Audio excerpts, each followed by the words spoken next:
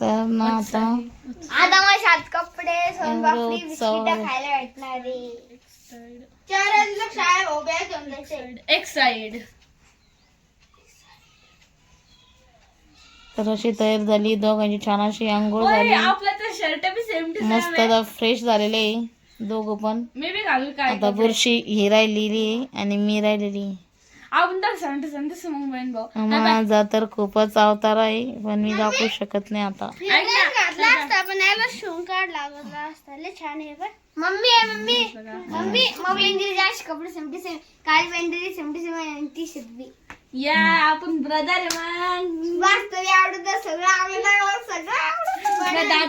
दादू मध्ये मी आपल्या सगळ्या खुपी भरून दिल्या. जसं की तो पहिला भाजी भाकर खायचा, मी त्याला वरची खायची सवय लावली, त्याला 9-10 वाजेला झोपायची सवय लावली, त्याला स्टाईल जायची सवय लावली, असा भंगरी राहायचा कुत्रा.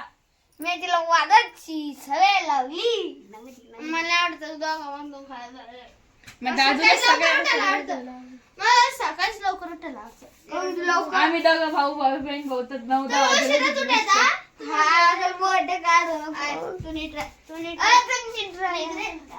आजपासून हे भांडणं बंद होणार, कारण की शाळेत जाईन तीन तर टाइम राहणार नाही. घरी होते तर एकमेकाला तर बंदच पडलेली आजची आपली. दादू मी बी घालू. रीता दादू त्यांना छान असे पुस्तक भेटलेले हे बघा. आणि हर्षूचा नाही का पुस्तक बदलून आले. दाखव तिथे. भूगोलचं पुस्तक बदललं, इंग्रजीचं बदललं. ड्रेस भेटला, दाखव तिथे हर्षू ड्रेस ओपन कर ना. भाऊ कपडे पाहू हर्षू. दादूला त्यांना ना मस्त छान असा युनिफॉर्म भेटलेला आहे शाळेचा हे बघा. शिक्के पण आले आता जिल्हा परिषदेचे ना. शिक्षा अभियान समग्र. आणि राजाचं आपले पुस्तक बदलले का? दाखव हर्षू. तर हर्षूचा आहे ना अभ्यास बदललेला आहे की नाही हर्षू? हिंदीचं पुस्तक बस सिम्बॉल आहे ना. खूप चालला दाखव. नाही हिंदीने बदलली. समोर हर्षूचं असं त्याच्यातली एक आवडती कविता समोर नाही इकडे.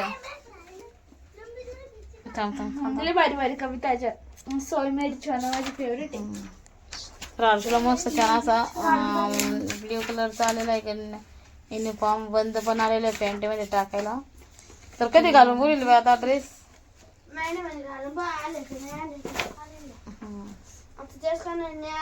हर्षूचा अभ्यास इथे बदललेला आहे आणि एवढं भारी वाटतं ना मला या दिवसामध्ये अशी पुस्तकं वाचायला. कारण की ना जेव्हा लहान होतो ना तेव्हा आहे ना असं मस्त शाळा उघडायची 16 जूनला. त्यानंतर असं मस्त बाहेरचं वातावरण पावसाचं असायचं आणि मग आपल्या आजी आजोबाजवळ आम्ही घेऊन बसायचं पुस्तक आणि त्याला वाचून दाखवायचं. त्याच्यातलं जेवढे धडे असले ना बालभारतीचे तेवढे ते बालभारतीमध्ये कसे धडे छान असतात. तर आम्ही आमच्या आजी आजोबाला एक त्यांची रूम असायची ना त्या रूममध्ये जाऊन सगळे आम्ही चुलतेचे मुलं मुली बहीण भाऊ आम्ही सगळे त्या आईबाबाजवळ जाऊन बसायचो. एवढं भारी वाटत होतं ना. तर तो दिवस मला तर खरंच आठवतं. कारण की ना ज्या दिवशी मुलांना शाळेत कपडे किंवा पुस्तकं असं काही भेटतं तर ती आठवण खरंच येते मला. पण त्या काळात असं होतं की भरपूर पाऊस असायचा त्या दिवसात आणि आपल्याकडं आता या दिवसामध्ये ना ऊन कडक पडलेलं आहे. 16 जून आहे पण असं वाटत नाही का पावसाळा चालू झालेला आहे. पण तेव्हा खरंच खूप छान होतं. वातावरण पण चांगलं राहायचं आणि वेळेवर पाऊस पडायचा. आणि आजकाल तर कधी पण पाऊस पडतोय, उन्हाळा हिवाळा पावसाळा. तर आता पावसाळ्यात तरी काही पाऊस पडतोय, मला जास्त ढगाळ वातावरण व्हायचं पाऊस यायचा. तर हे पुस्तक पाहून मला खरंच माझी बालपणीची आठवण ताजी झाली. तर दीदी आता इथे बघा किती सुंदर चित्र आहे. हां आईने बनवलेलं. आईने बनवलं का आता चित्र पण आई बनवू लागलेत.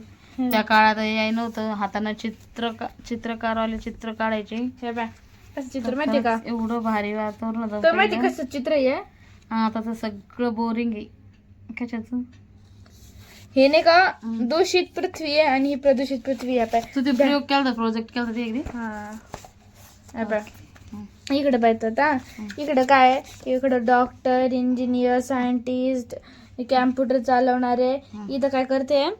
केमिकल टाकते. इकडं हे नाही का कंपन्या त्याच्यामधून जो धूर निघतो, जो घातक असतो, केमिकलचा यूजचा धूर निघतो. मग त्याच्यामुळं हवा ते बंद करणार व्हिडिओ. छान दिसतोय. फिट्टे ना लिहिलेला पाहिजे ड्रेस. हिट झाला तिथं चेस्ट मध्ये.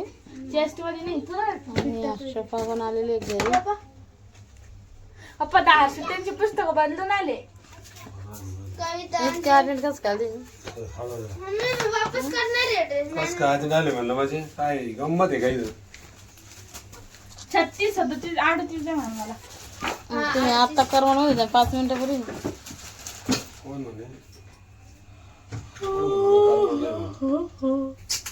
म्हणलं कार म्हणला म्हणतो मला तुम्ही काय म्हणे.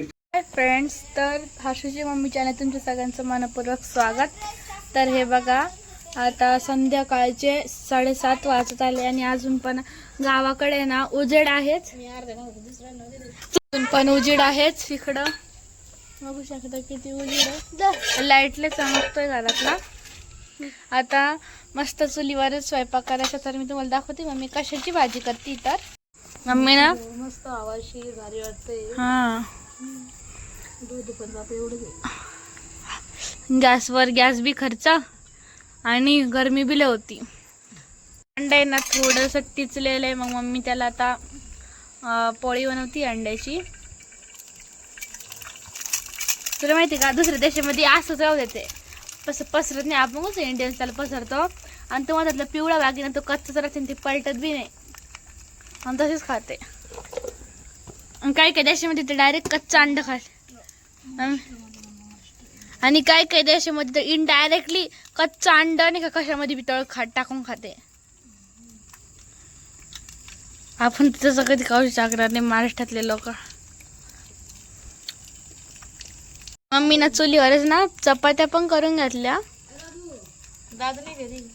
बघा गावाकडचं वातावरण किती शांत आहे आणि तिकडं कसं आहे कुत्रे बसले वावरामध्ये. संध्याकाळ झाली की तिकडे जाऊन बसतात ते. मसाला ना बारीक करून आणा मिक्सरमध्ये आणि थोडीशी कोथिंबीर टाका आणि थोडीशी अद्रक टाका. हे बघा इथं मस्त मसाला भाजून घेतलेला आहे. आमच्याकडे जास्त करून भाजून मसाल्यातली भाजी ते काळ्या मसाल्यातली.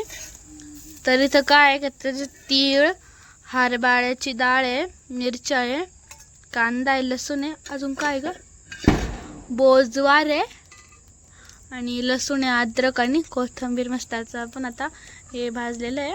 नंतर मसाला काढून घेऊ. मी ना अंडे पण ठेवले उकडायला. आता चपात्या झाल्या फक्त आता एवढं पटकन लवकर मसाला काढून घ्यायला लागेल, नाही तर लाईट जाऊ शकते. मी तर चुलीवर चपात्या पण करून घातल्या त्या पहिले. आणि आता इथं काय अंडे सोलून घेतली मम्मी.